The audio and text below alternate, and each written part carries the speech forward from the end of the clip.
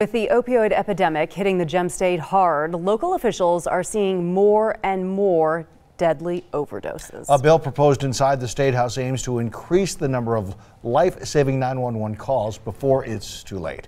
6 on Your Side's Karen Laird joins us in studio with details in this week's Finding Hope report. Well, Donna Michelle, currently Idaho is one of only 9 states in the U.S. without a law in place protecting those who seek medical assistance when witnessing an overdose from being charged or prosecuted for their involvement.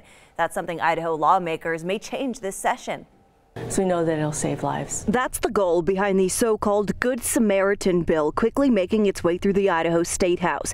House Bill 649 would essentially give immunity to someone who calls 911 when witnessing an overdose, stating they will not be charged or prosecuted for being under the influence or in possession of a controlled substance. The Good Samaritan bill is for situations where there's been a drug overdose and the people around them would be able to call in and not be worried about getting in trouble with the police when they call. Representative Sue Chu of Boise introduced the legislation that's so far seeing overwhelming support inside the State House. Monday, Senator Dan Foreman expressed concerns about the bill giving immunity to drug users committing felonies, suggesting the bill be held in committee to tweak the wording to apply only to misdemeanor cases.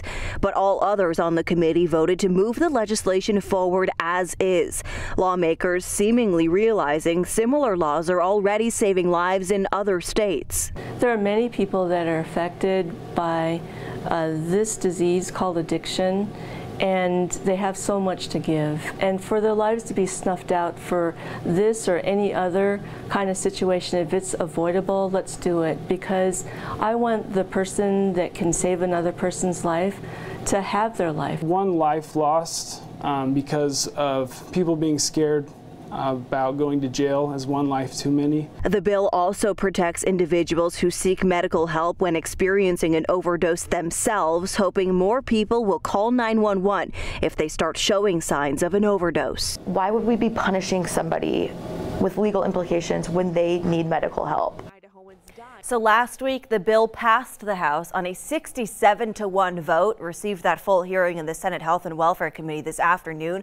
The bill now heads to the Senate floor for a vote with a do pass recommendation. Lawmakers also discussed the intent to track overdoses in the coming years as a reference for the future to see if this bill is actually having an impact on the number of lives saved. Reporting live in studio, I'm Karen Laird, 6 on Your Side.